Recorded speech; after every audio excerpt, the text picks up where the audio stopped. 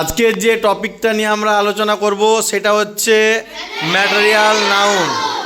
Material noun, ঠিক আছে? তাহলে ম্যাটেরিয়াল নাউন কাকে বলে এটা আমরা আগে জানবো ডেফিনেশন। ম্যাটেরিয়াল নাউন মানে হচ্ছে কোনো বস্তুবাচক বিশেষ্য, ঠিক আছে? যেটাকে বলা হয় বস্তুবাচক বিশেষ্য। আচ্ছা, তাহলে কাকে বলে সেটা দেখে নেই আমরা।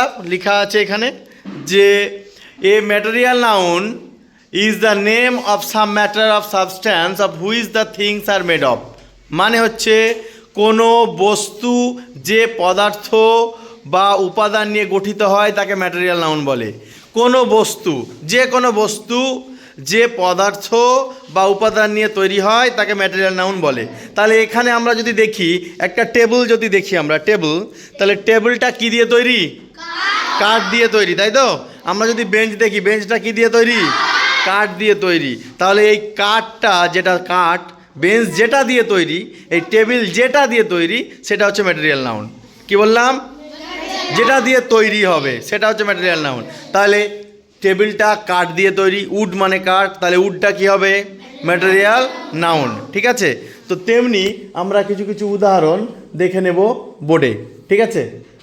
আচ্ছা, এখানে লেখা আছে the chain is made of iron.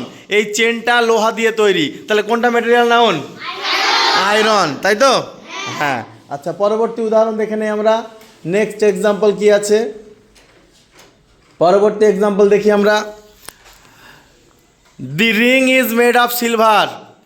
তাহলে এই রিংটা কি দিয়ে তৈরি? সিলভার। তাহলে কোনটা ম্যাটেরিয়াল নাউন? সিলভারটা হচ্ছে material noun. Very good, very good. আচ্ছা, নেক্সট উদাহরণ আমরা দেখব। Use copper for the wiring. Use copper, তাহলে আমাদের কপার ব্যবহার করা উচিত ওয়্যারিং করার সময়। তাহলে এখানে ম্যাটেরিয়াল নাউন কোনটা? কপার। যেটা দিয়ে তৈরি সেটা হচ্ছে ম্যাটেরিয়াল নাউন।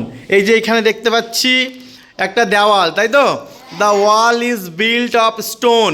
এই দেওয়ালটা কি দিয়ে তৈরি? স্টোন, পাথর দিয়ে তৈরি। তাহলে ম্যাটেরিয়াল নাউন কোনটা? স্টোন। তাহলে বোঝা গেল, এগুলো হচ্ছে ম্যাটেরিয়াল নাউন।